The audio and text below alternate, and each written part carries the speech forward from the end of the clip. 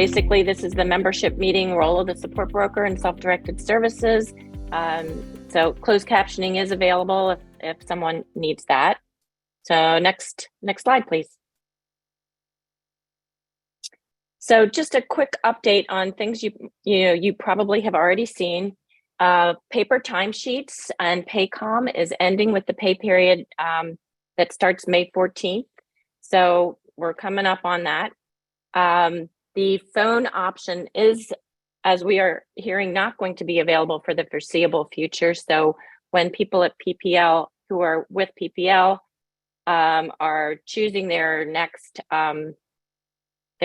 FMCS, I wouldn't consider the phone option as super important at the moment. PPL is leaving. I think there are between 150, 160-ish people with PPL. Those people will have a choice of ARC or GTI, and they are supposed to choose before May 23rd with the start date of June 11th, so that there will be a seamless shift between the two FMCSs. It is expected that an RFP will be issued to find a third or maybe more FMCS providers to join Maryland. The RFP, we assume, is going to be very similar to the one that ARC and GTI are contracted under. And then just a reminder, I know you've heard this before, but electronic timekeeping is here to stay. It's required. It aside from the EVV that people are not happy with, regardless of the exemptions that we might get, electronic timekeeping is here to stay. So next slide. On a positive note, I've had very positive conversations with Secretary of Health, Laura Herrera-Scott. She was a wonderful listener. She understood our issues and our questions and our ask to have live-in caregiver exemption for Maryland. I am very, very optimistic that MDH will do the backroom stuff that they need to do in terms of applying to CMS to get that EVV compliance and the exemption for live-in caregivers. So please be patient. We do expect a communication from DDA regarding the live-in caregivers by the end of this month. So it seems easy it seems an easy thing to do, but there's a lot of details. So we got to just smile and give them a little bit more room that they need to help us out. So hang in there, and we expect to hear something positive by the end of the month. Next slide. All right, I think we're getting into the meat of the meeting, so I'll pass it on to Meg. Sorry about that. My name is Meg Carter. I'm an SDAN board member. I've been a support broker since 2010 when my daughter Lucy Carter entered self-direction. I'm evangelical about self-direction because I've seen how it has changed Lucy's life. I don't think any other program could have done for her what self-direction has done. As a little aside, in the past 5 years, I've done a fair amount of looking around at other states to see what they have in terms of self-direction. And I am just very grateful to live in Maryland because our program is almost unique. And the state's commitment is almost unique. And it's something that, having been immersed in this, that I'm very grateful for. The support broker role has changed a fair amount on and off in the last few years. So this is a good time, and there have been changes in the recent waiver. So this is a good time to review the role. From 2005, when self-direction began in Maryland, until 2018, support brokers were mandatory. That's pretty much because they were considered essential team members. In 2018, they became optional. So there may be people on this call who are very much who are very unfamiliar with what a support broker does. Support broker. So the change with this waiver is that support brokers are now required when family members are working as staff. So that is the change with the new waiver. And we'll talk a little bit more about that later. I would like to begin discussing the role of the support broker by reading a few paragraphs from DDA's support broker training modules. I think they provide a good general overview of the support broker role, and they also demonstrate Maryland's commitment to that role. So let me just go ahead and read these. This is right from the support broker training modules that every support broker now attends. Successful support brokers have a clear understanding of both their role and their responsibilities. The Centers for Medicare and Medicaid Services describes the role of a support broker as providing information and assistance to individuals who have chosen to direct their services. Support brokers may have a variety of responsibilities depending on the needs and preferences of the person receiving services, but their primary function is to provide a solid foundation for implementing self-direction. Each support broker brings unique experience to their role, and not every support broker will have the same background and skills. Although a degree or specific training in business or accounting is not required, support brokers need to be comfortable and skilled in understanding the person's annual budget and monthly spending summary. As a support broker, a key role is to provide essential guidance and direction in the area of human resources. Support brokers are not expected to have a degree in human resource management, but are expected to understand some of the most common issues and questions and to know where to get more information. So who is the support broker? The support broker specializes in self-direction. They don't work in any other program. For instance, your CCS may have many clients in traditional services and only a few in self-direction. But the support broker specializes in self-direction, which means they probably have specific knowledge about it. The support broker is a professional who works for the participant. They may be the only person on the team who is working specifically for that person. We think that's a very important distinction. You're not working for the family. You're not working for the state. You're working for that participant. That gives you, as a support broker, a unique perspective. The support broker is a team member who facilitates communication within the team. They're often sort of the glue or the liaison that helps to hold everything together. A good support broker is a problem solver and a networker. They know what waiver services may benefit the participant. They should know the waiver well. They often have cross-team experience and contacts that will enhance your program. I think that's probably one of the most important things, because if a support broker is working with, 8, 9, 10 other people, they have a very good, they know what worked for one person, and that same thing may be able to work for you. And they come very much from the point of view of meeting needs and capitalizing on strengths.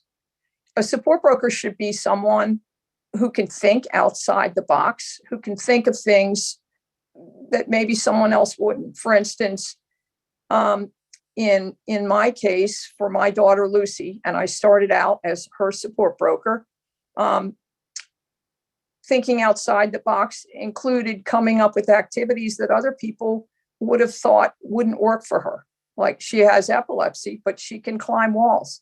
So you're always looking to capitalize on someone's strengths and to try things that maybe other people wouldn't think of immediately. So what can a support broker do? I think this is important for everybody on this call. as little or as much as you, the participant, want them to do. I think they're probably, personally, I think one of their biggest roles is to advocate for the autonomy of that participant and that person's choice and control of services.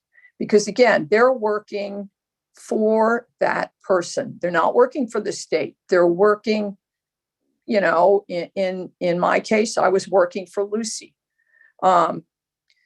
You can assist with developing and implementing the person-centered plan. That's a short sentence, but involves an awful lot. The plan itself is obviously central, and a support broker should be part of that, because all the needs, addressing needs and strengths and desires, should go into that plan. Assist with locating, evaluating, and onboarding staff, very important role. Advocating for additional resources when necessary. I've sat on teams in the past and gone, I think we need to ask for more. Not something I always did, but when it was obvious, that is, and it was more me, perhaps, than the CCS who was thinking that way.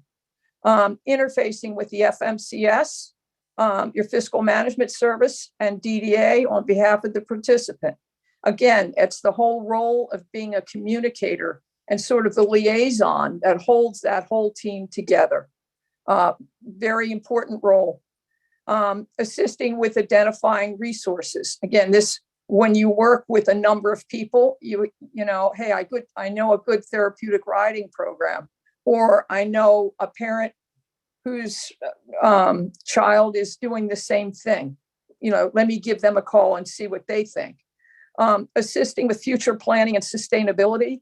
I think that is a particularly important role, because a lot of times parents are so immersed in the present that, you kind of need someone to remind you, you're not going to be around forever. What are we going to do when perhaps you're not able to do what you're doing now? Tracking the budget and maintaining employee records, another important role, making sure that money is where it needs to be, so that your employees get paid and your vendors get paid. Providing continuity amid CCS turnover. I have some clients who've had basically 2 or 3 CCSs in the same year. Very hard for those new people to come in and be familiar with that plan. So, as a support broker, I'm there to make sure that things don't get forgotten, or if the CCS leaves and we haven't heard from her, I'm like, hey, we need to find out what's going on. I think, you might need a new CCS. What can't a support broker do? Make decisions for the participant. Very important. Again, the support broker is there to act as that person's agent or advocate, not to make decisions for them, but to implement their desires and their wishes. And again, that support broker is the one who always leads the team back to the person. Support broker cannot hire or fire the staff. They can assist the participant in onboarding and interviewing, and if there's trouble, they can advise, but they're not the one to do it. Support broker cannot approve payroll or vendor payments. That's especially their own. That's got to be done by the participant. What should you look for in a support broker? The first thing that I would look for is someone, again, who is committed to advocacy for the autonomy of that person, and someone who always leads the team back to that person. The advocacy role, I think, is probably one of the most important one. Someone who has a thorough understanding of the waiver, who knows what the rules are and knows what services are available, knows what the requirements are. Someone whose availability matches your needs. And some people might need their support broker to be available almost on a daily or at least weekly basis. If that's important to you, then that's what you're going to look for. Other people may want much less of their support broker. Again, somebody who is an outside the box thinker, who thinks about things in a way, comes up with ideas or solutions that other people may not have thought about. Someone whose experience or qualifications matches your needs. You know, some support brokers may be more into watching the budget and submitting invoices. And if that's what you need, then that might be fine. Other support brokers may be far more active. Who needs a support broker? Anyone who employs family as staff. So again, that's the change. So if you, as a family member, that is a parent or sibling, work for someone who self-directs, then you need to have a support broker there. We think that protects the autonomy of the person, and it was in the Self-Direction Act to address any concerns there were about conflict of interest. That's really why it's there. Anyone who wants fresh ideas or perspectives, you know, should look for a support broker. Anyone who feels their services and activities don't match their current needs. If you feel like you could be doing more, or that you might need more services, probably a good time to think about bringing a support broker in. How is the support broker funded? So the first 4 hours per month are funded directly as a waiver service. So if you're being required to bring on a support broker and you only want those 4 hours a month, it won't come out of the participant budget. It's funded by DDA. So there's no problem there. If you want to use more hours beyond the 4, any additional hours up to 30 would come out of unallocated funds. It would be unusual for a participant to need 30 hours, but there are circumstances where that might be the case. Next slide.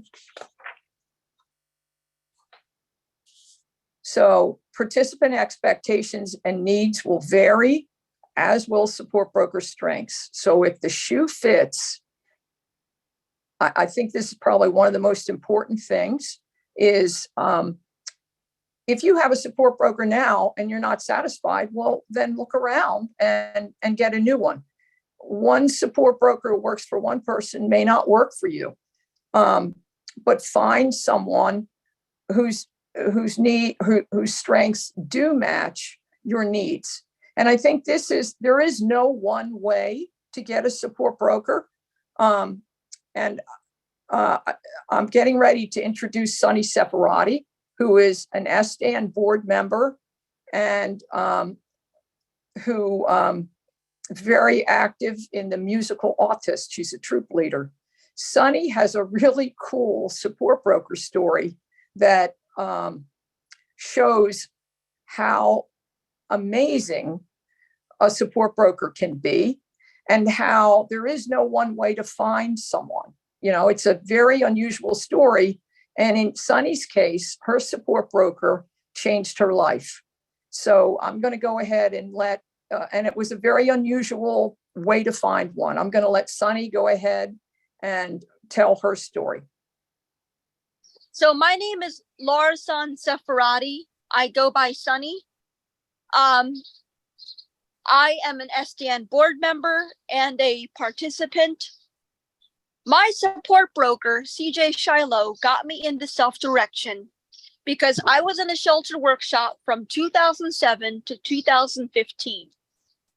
Me and CJ met in 2011 because she asked me to serve on the board of the musical Autist because she was looking for people who are autistic to serve on the board. CJ helped me get out of the sheltered workshop in 2015 and into self-direction in 2016. CJ has done a lot for me in helping me transition from sheltered workshop to self-direction. She helps me hire employees, which is actually, I'm in the process of doing that now. And she helps, advocate for me when things aren't going well. And she helps me make sure that the budget is where it needs to be. And she's done a lot for me within the past 7 years that I've done self-direction. And I just want to give credit to her, because if CJ had not come into my life, I would probably still be in the shelter workshop today. So CJ has really done a good job being my support broker, and that's my story. So Sonny, I have a question for you. Sonny.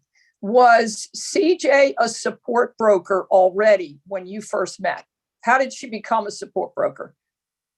So she was not a support broker when I first met her. She became a support broker doing training.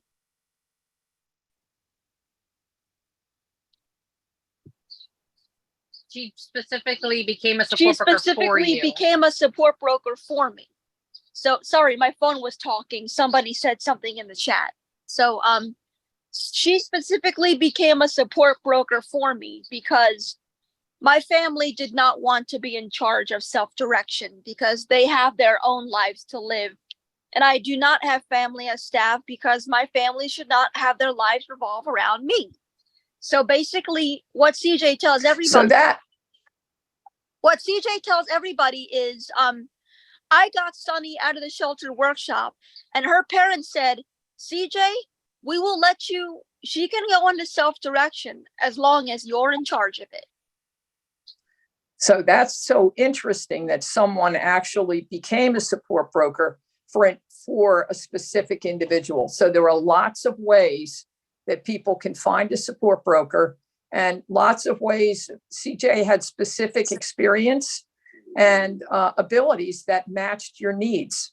A very interesting way for someone to get a support broker. So I'm going to turn it over to Carol Custer, who's going to introduce our panelists. Hi, I'm Carol Custer. I've been with SDAN since it was formed in 2016. Before that, and currently I was a support broker since 2010. We're going to have panelists today along with their support brokers, and I'm going to let them introduce themselves. All right, go ahead, Ed and Stephanie. My name is Ed Little. I want to introduce actually two support brokers. Carol Custer was first my support broker years ago, and then Stephanie took over for me, and they are both so wonderful. I don't know what I would do without them. Thank you.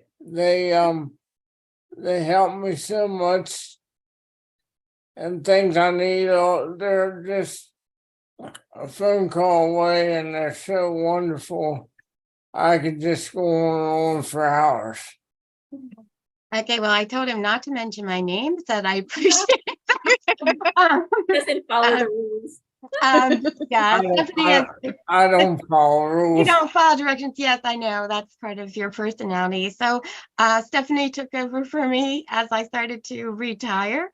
And Stephanie, when you introduce yourself and tell us how long you've been a support broker. I'm Stephanie Watkins.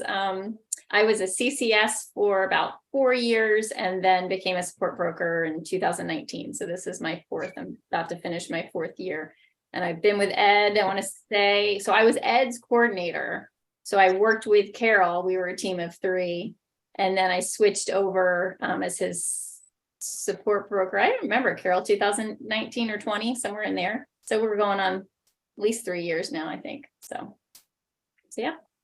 And his sister Mary Lou is in the shadows over here, and she's a huge part of the team and really helps. We communicate a lot to get everything done that needs to get done.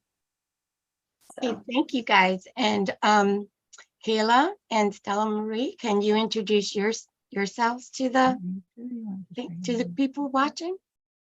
No, you don't want to. Okay. And I'm here because I am wound up. Okay. Okay. No, wound up for nothing. Okay. Yeah, my daughter Kayla and I, we started self-directing about 4 years ago. It's okay. We started with shared support, and we had a broker who, after we were there for our first year, had left. And we met Irene, who's now our support broker. And when we first met her, she wasn't actually coming here to be our support broker. She was coming here because she was basically a supervisory role, but she did support people. And after meeting her, we asked her if she would be our support broker because Kayla really loved being around her and felt comfortable.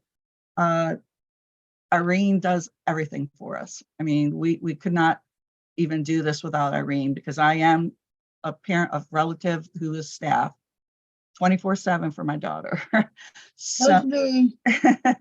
So Irene does all the other stuff. I just don't have the time to deal with the things, and she's so knowledgeable, and we want her. Kayla loves her. When she first said she was leaving for shared support, Kayla was very upset. So I contacted Irene outside of the norm and begged her, not knowing that she was actually going off to start her own business. So as I said, Kayla just adores her. She's always available to us. She's very knowledgeable. I don't have to worry about anything because she takes care of all of it. I just worry about supporting my daughter and taking care of her. And Irene, thank you. That was a wonderful testimony. It's hard to follow that, right, Irene? Go ahead. You're muted. Oh, am I still muted? No, now you are. You're good. Please don't cry. Now you're muted. Okay. Now you're good. Get yourself All right, together. Great. I'm Ed Little, and was saying that he lives in the sticks, and I said I live on the other side of the state in the sticks as well. So I have to do video on the computer and phone, for the audio. So my name is Irene Swarba. I am a support broker. I've been a support broker. This month will be 9 years. Prior to that, I was a supervisor for Resource Connections, so for a CCS agency. 11 years that I've been working in the Maryland system for people with developmental disabilities for about 28 years. So the more I got to know about the service system, the more I found I gravitated towards self-directions because, as a CCS, and I'm sure Stephanie can relate to this, but you see a lot of things you never want to see and that you never hope for anyone. And even now I'm working with a family that's pretty much like if this person had the support they needed when they were supposed to get them, they wouldn't be where they are right now. So I am thoroughly grateful for all the people that I support to have accepted me to be their support broker. Okay, thank you. I'm going to ask you guys some questions and see if you can shed some light on there. Ed, what do you think makes a good support broker? Whenever I need something, Stephanie's always there. She answers it to the best of her ability, and if she don't know, she's on it to find out who knows what I need in a very timely manner. Okay, I certainly don't know all the answers, right? so some of the most important thing is knowing where to go, knowing where to look, and knowing who to ask. So yeah, that's a resource for people, an extra resource. Kayla and Stella Marie, in what ways does your support broker contribute to the day-to-day running of your plan and taking care of the nuts and bolts of self-direction for you? I'm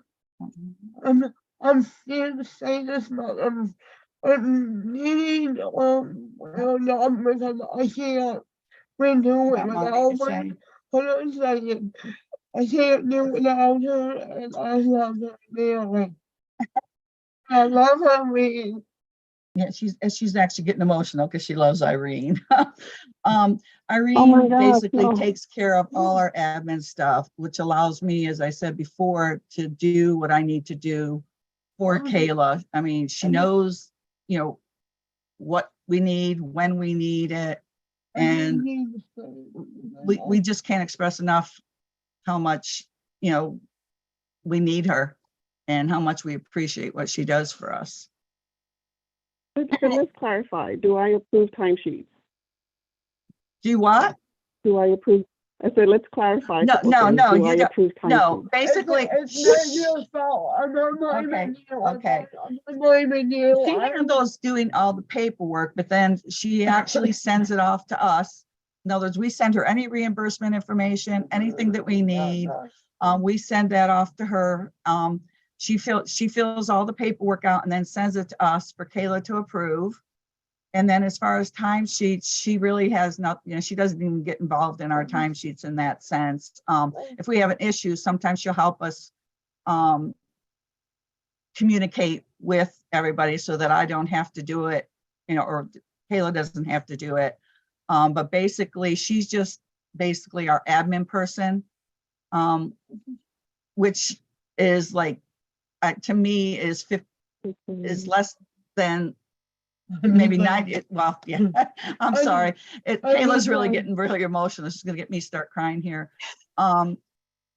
She's 95% of us. I mean, she does so much. I mean, I just so appreciate that I'm able to do for my daughter without having to worry about, all the legalities or timelines or deadlines. We just can't say enough. We love you. We're all getting choked up here. Okay, So Ed, how long have you had a support broker, or how did your support broker at the beginning and through the years enhance your program and build it up? Me? No. Ed. This one's for Ed. I've had a support broker for like 12 years, and through them 12 years, let's see. Has Stephanie helped you with any issues with your program that needed to be clarified when your plan was being written? And you can ask her to answer if you want, if you need some help with that. Hi, Mary. Can I say something? Yes, Mary Lou. If we didn't have a support broker for Ed, he couldn't have family as staff, because there is no way we could take care of Ed, live our lives, do what we need to do, and do all the work that goes on behind the scenes with like the admin work, like she's talking about. There's just no way. So not having to worry about all that, all we have to do is focus on our lives and Ed. So I'm thrilled to death that we do not have to worry about that part of this self-direction. And I echo what Murder said. Has there been any issues that you had to use your expertise to get resolved? So Ed had 2-to-1 staffing when I came into this, and that was something that as his CCS we had to continue to fight for, but it was set up. But it was an annual yearly thing, not like Ed's condition has ever changed or improved. So why we kept having to fight for it, but it continues to be questioned.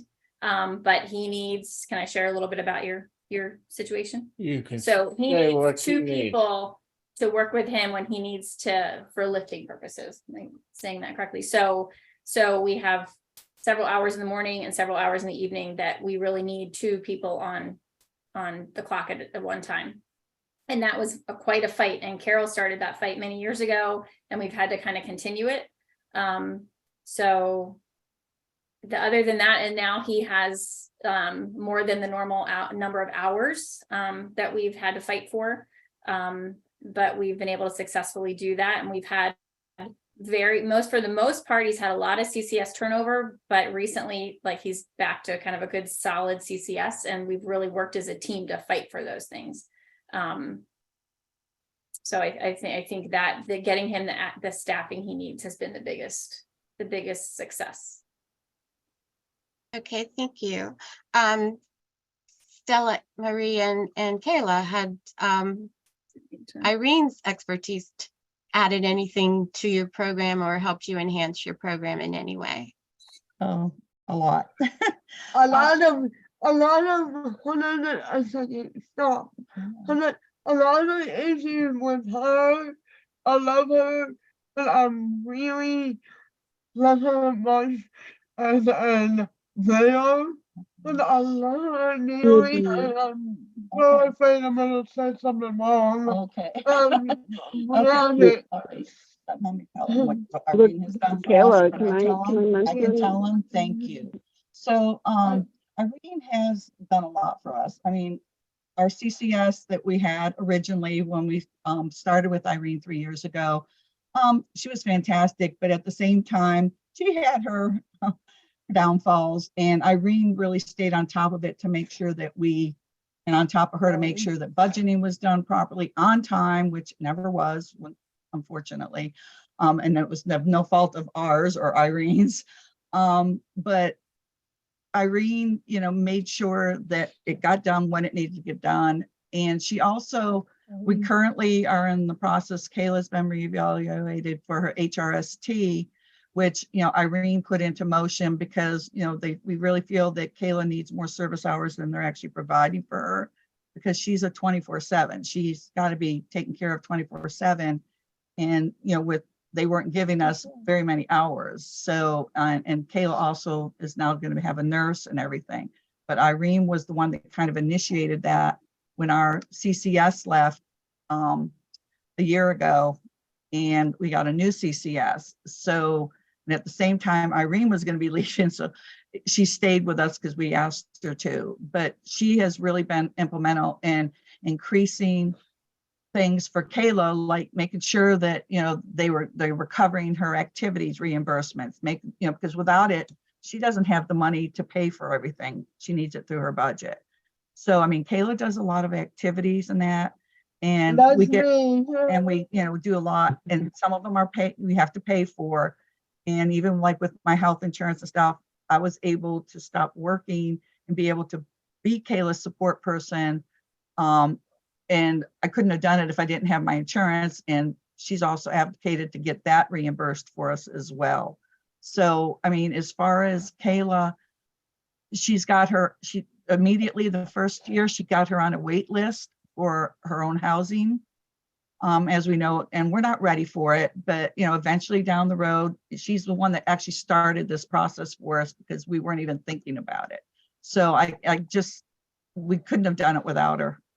And everybody should realize how important a support broker is, because without them, the families couldn't, especially the families who are the caregivers or the support people, couldn't, like Ed's family was saying, we couldn't be what we do without them.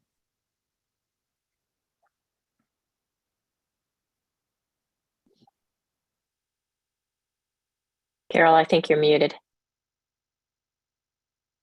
There's a question in the chat that says, how many hours of support broker services a month do each of you have? Do you have the more than 4 hours? And okay, we budgeted for 4, I believe, but Irene knows whatever she needs to get things done, we'll take care of it. We'll make sure, there's always extra funds in another line item that we can move, and I've told her that I don't care how many hours, don't worry about that. We'll manage it because we need her. So you don't have any concerns that you have enough unallocated funds to cover over 4? I think we would be fine. And like I said, we're supposed to be getting an increase in things too. So that, that's one of the things. Kayla's hours are supposed, her support and stuff, and for everything else is supposed to almost double if once the approval goes through for everything. So I'm not worried. I would take less money to be honest with you, I would take less money and not take as many hours as a support person to make sure that she gets paid for any extra that we need. Because we can't do it without her. Because she was so instrumental in developing getting the plan up to what it is and meeting the needs that you guys have. Yes, 100%. Thank you. Ed and Am I unmuted? somebody, oh yeah, you are. Go ahead. Okay. I did not pay Stella Marie or Kayla to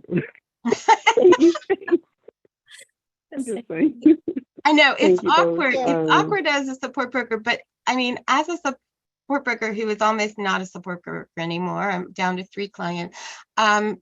These people become part of your family, and you love them. And just seeing Ed, I haven't seen him in years. I haven't seen any of my clients in years because of the pandemic, but anyway, other than through this. But it is an important relationship, and it's a sustainable relationship. Most support brokers have been working years, and as self-direction goes, some of us are getting into the 2nd decade of working with these people. It is what helps the sustainability of the program. It is something that parents can look at as the support broker can maybe survive some of the things that they won't be able to be there for. The support broker will be, especially if you get younger ones than me. So I was going to ask the same question. Oh, Ed and Stephanie, how many hours are in your plan for support broker? So Ed has 4 hours in his plan, and I believe last year we were pretty on target. I think at the end we had to move a little bit of funds over for like the annual planning process. We went a little over. We ebb and flow. Some months I might have only had 2. This year's been a little different with all of the craziness. Ed has a fairly big staff. So all of the craziness with getting everybody using the EBI portal and all the training. And then we had a lot of pay issues. So those things have taken us. So I think we already, can't remember if we did a budget mod or in the process of needing to do a budget modification to add a little bit, but he has extra unallocated funds. But we're pretty streamlined. I feel like we have a good rhythm, and his sister Mary Lou helps me get everybody's information and communicates kind of as the team lead, and we have a pretty good system set up. So I don't feel like we go over our 4 hours very often in normal situation, in a normal year, without all the craziness of this year. This has been a year where probably every support broker has needed more, but also during Appendix K, it was easy to get money over if you needed it. With going back to normal operation, we do still have the 4 hours, up to 4 hours that can be put in with direct funding for that job. And then if you're 24/7, there's usually quite a bit of unallocated funds that you need to move into mileage, personal, like PTO benefits and that stuff, but support brokerage is part of that equation. I don't know that there's any more questions in the chat. If anybody in the group has a question that they want to ask, please put it in the chat. The other thing is, if you are a support broker on this in this group and you are taking new clients, please put your name and contact information in the chat. We have received a list from DDA as of May 5th of all support brokers. SDAN is going to reach out to them and try to put together a list of support brokers who are taking more clients, since the people who have joined self-direction in the last 5 years have not needed one. And now people who have parents or siblings, which are the definition of relative in the DDA waiver. As staff will need one on July 1st. So we appreciate the panel and Sunny for coming in today. And if there aren't any more questions, I'll turn it back over to Alicia or Patty to close us out. Carol, there is one other question for the panelists. Somebody was very interested in the geographical location of our panelists, like what county they're from. All right, panelist, Ed is in Frederick County. I don't know where Kayla and Stella Marie are, what county they're in. We're in Howard County. We're in Howard County. Okay, so so Howard County is which, Central Region? Yeah. I believe it is, yes. We did invite support workers from Southern and Eastern Shore. Eastern Shore had a family emergency, and the Southern region one also had meetings that conflicted. So we would have had a bit bigger panel today, but I think the ones that we have did quite well. And Sunny is in Anne Arundel, which is also Central Region. Central. Yeah. Yeah. I do support, the majority of the people that I support are in Southern Region.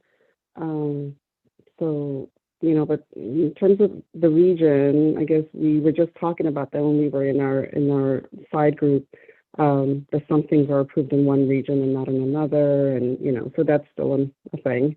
But yeah, and a few people in the Eastern Region. Right. So the consistencies among regions are an issue that we have discussed with DDA, and we continue to discuss with DDA. So we ask people to keep us posted on what's happening and know the waiver. Their support brokers should know the waivers. That's something that's pretty important. And if you are following the waiver and you're hitting a wall, then we ask you just let us know so we can advocate for that. Carol, did we have support broker interview questions available? I think we have them available somewhere, but I don't know where. They're in the chat. They are posted in the chat up at the top of the chat. They were posted up that way. Somebody, maybe Carol, you could answer a question. Somebody is interested in knowing why you would hire a support broker as a vendor or an employee. What's the difference between the two? Well, it used to be that if you worked for more than one person, the ARC would require you to be a vendor, or you can't be one of one and one of something else or another. You have to be all. A vendor is an independent contractor, and if you are a professional support broker and you have multiple clients, that's probably your preferred way of doing it, because it's a business, and by being an independent contractor as a vendor, then you have that's how you pay your business expenses. An employee would just be getting a wage. So in terms of if you were the participant, would there be any difference between the two? No, the rate is the same. The rate is the same regardless of what. The rate is negotiable within the rate, but the rate for the service is the same either way. That DDA. Okay, and the services would be the same as well. Yeah. Yep, what you would get. There's an ongoing couple of questions. Patty, maybe you'd like to take this about the support broker with family as staff.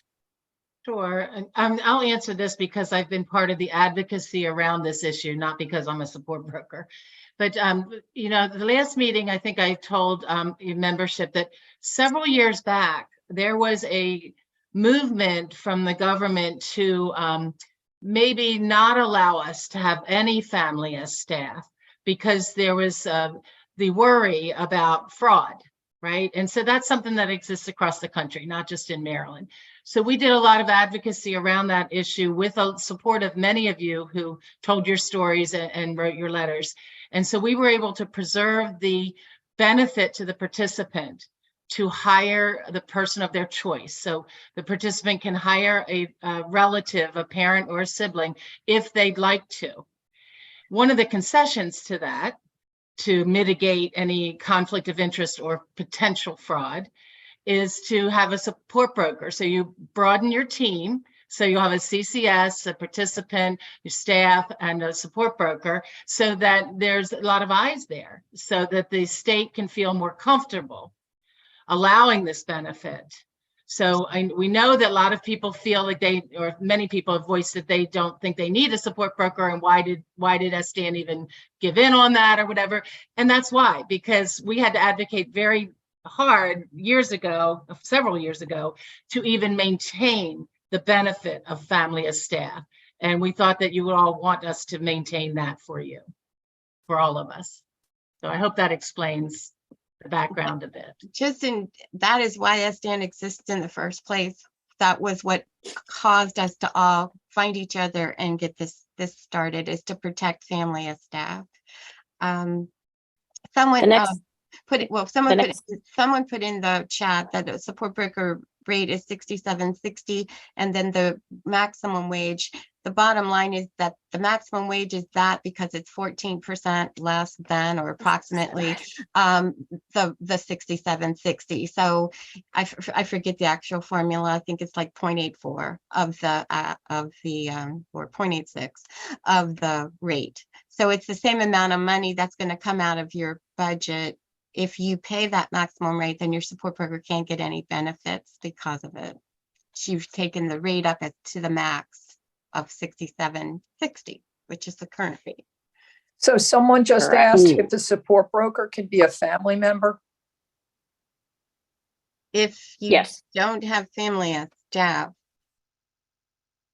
but the family/relative is very, very tightly defined. It's a parent, step-parent, or a sibling, step-sibling. So an aunt, an uncle could probably do that. They would not be on record considered family as staff, right? Or Correct. grandparents or anything. Right. Yeah. Mhm. So there's a couple of questions about how to get more than the 4 hours. Some people are concerned that they may get denied more of those, but I guess I wanted to say that the Self-Direction Act does allow more than 4. Any additional hours over 4 the funds for that will come out of the unallocated portion of your budget. So I think one of the keys to maybe whether 4 hours is more than 4 hours is needed is going to be very participant centered. And some hints of that might be found in the participant agreement that we all fill out, and what kinds of jobs are going to be directed. The support is going to be from the support broker. That would be certainly a way to show that additional hours might be needed if the support broker is being relied heavily on. And of course, whether you need more, obviously, is very much dependent on any individual person and their story, how much support they might get from their families, or maybe they don't have one, maybe they're living in their own home. So all of those different components should be taken into account when deciding what the proper amount is. And of course, even if you were to get and ask for more hours, that doesn't mean that you need to use them all. So your support broker would get paid for the hours that they used, regardless of the number of hours that were budgeted for. So I hope that helps a little bit. So right now, if you wanted to get more than 4, you have to get DDA's approval. Once July 1st comes, you can put up to 4 into the plan. And then when you do your budget sheet, which no longer goes to DDA, you just put more money in there based on your own agreement. You may have to mention it in the plan. That's what your plan is, to use that money. But there shouldn't be any need for DDA to say yay or nay. It's between the support broker and the person up to 30 hours. Thank you for that clarification. So somebody was saying that they use more hours during the plan season, essentially, and less afterwards. So maybe, Carol, you want to talk about kind of the ebb and flow and how that might work in terms of hours that you project you might need. Right. If it's an average, all things in self-direction are generally averages. unless you have 24/7 support where you're constantly got a staff on duty. So if you do 2 hours 1 month and 15 the next, I mean, it may average out, or you'd need to take some out of unallocated funds to go over the 48. So essentially it's 48 hours a year, 4 hours times 12, and anything over that would come out of unallocated funds. Right. And I think you budget for what you would need. Another question, like if you budgeted for 5 hours a month and you use 3 1 month and then you use 6 the next month, that is perfectly reasonable. As you know, it's sort of looking at it as what happens over your year evened out, because support broker needs will vary. You know, we had a lot of high need in the early part of this year when we were all switching FMS to FMCS, getting things, and that's still ongoing. You know, the bugs are still there. So there may be more for an individual during plan season. There's all reasons why a support broker assistance and support may ebb and flow during the year. And that's fine. So somebody's asking about the unallocated funds. And obviously the amount of unallocated funds are going to be, again, personal, depending on how many hours of service hours and times the rate. So it is true that money comes out of there. So you get the services you need times the rate, and that gives you that big budget. And then you do your budget sheet and you fill out what the wages are going to be for each person, for each support person, what mileage or benefits you might be paying, what kind of individual family directed goods and services activities that you might want and need, mileage. I think I said that one already. Anyway, so currently most people do have amounts in unallocated funds that can be used for the more than 4 hours if they feel like that's necessary for them. So somebody's asking about budgeting. Support brokers for that 4 hours. The 4 hours are, how do we say this, ladies, added in to your budget. So that is not, the first 4 hours do not come out of unallocated funds. They are added into your budget. They're listed in the detailed service authorization page. So they're in the plan, which puts them in the budget. But again, they don't come out of the participant budget. Right. There, or out of the total, out of the unallocated portions. Right. They don't come out of the other services. They are a specific service that service itself adds funds, just like personal support add funds, CDS adds funds, community development adds funds, behavior support adds funds. Each service is calculated in the LTSS budgeting system and adds money to it. Support broker can go up to 4 hours a month, and that money will be added to the other services that they need. I think our questions have kind of come to an end. So Patty, it might be a really good time to just kind of close us out. So Liz, if we could do the next slide.